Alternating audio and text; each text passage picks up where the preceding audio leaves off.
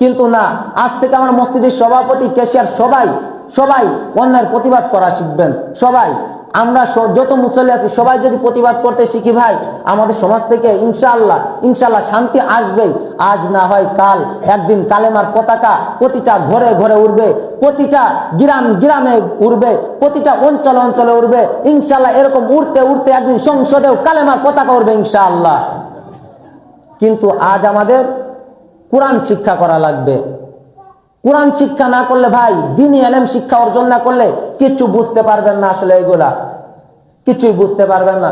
আপনারা সবাই একটু কোরআন শিক্ষা অর্জন করার চেষ্টা করেন, সবাই একটু দ্বীনি ইলম শিক্ষা অর্জন করার চেষ্টা করেন। সবাই আল্লাহ চিনেন, আল্লাহকে, রসুলকে, আল্লাহর কথা কি, আমার রসুলের কথা কি, আল্লাহ কি বলেছেন, আমার রসুল কি বলেছেন। এখন আপনি যদি আল্লাহ এবং আল্লাহর রসুলের কথা যদি মানতে পারেন, আমি যে আয়াত পড়েছি ওয়াবাশশিরিল লাযিনা আমানু ওয়া আমিলুস সালিহাত আন্না লাহুম জান্নাতিন তাজরি মিন তাহতিহা আল-আনহার, তাহলে আপনি জান্নাতে যাবেন। আর যদি আপনি আল্লাহ এবং আল্লাহর রসুলের কথা যদি বুঝতে ব্যর্থ হন, আপনি যদি আল্লাহ এবং আল্লাহর রসুলের কথা যদি মানতে রাজি না হন, তাহলে আপনার জন্য রয়েছে আল্লাহর ওই জাহান্নাম।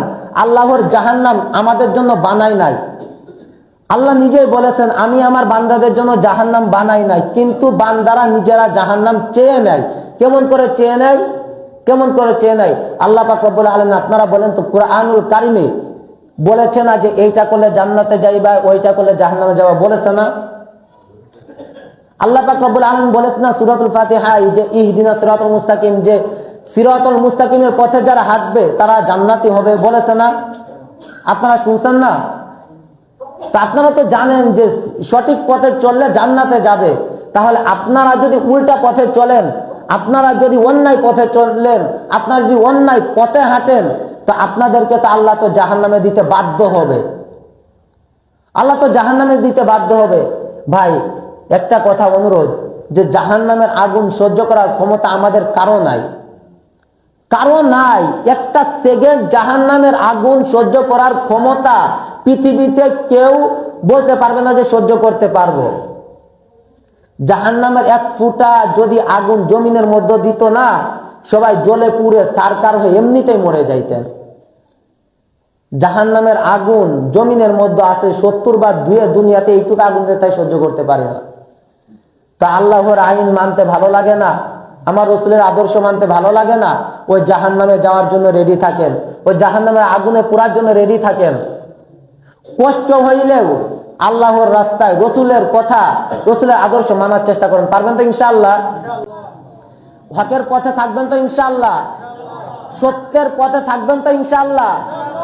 যদি অন্যায়ের প্রতিবাদ করার জন্য যদি সবাইকে ডাক দেওয়া হয়, বুড়ো বুড়ো জোয়ান বুড়া কেউ নাই, সবাই একসাথে নামবেন তো ইনশাআল্লাহ? তাই যদি আমাদের মুসলমান ভাই হোক, আমি ইমাম হই বা আপনি গ্রামের মুসল্লি হন, আপনাকে যদি অন্যায় ভাবে কেউ যদি আঘাত করে, তার প্রতিবাদ ইনশাআল্লাহ 500 টাকার কাছে বিক্রি না হয়ে, কিছু টাকার কাছে বিক্রি না হয়ে, হককে মানে সত্যকে মিথ্যা, মিথ্যাকে সত্য না বানায়া, যদি সত্য কথা বলে যদি পচা লাগে, গলা লাগে, জেলে যাওয়া লাগে, জুলুমকারীদের জুলুমের শিকার হওয়া লাগে, নির্যাতনকারীদের যদি নির্যাতনের শিকার হওয়া লাগে, পারবেন তো ইনশাআল্লাহ? ইনশাআল্লাহ। আল্লাহ পাক রব্বুল আলামিন আমাদের সবাইকে তৌফিক দান করুন। সকলে বলে আমিন।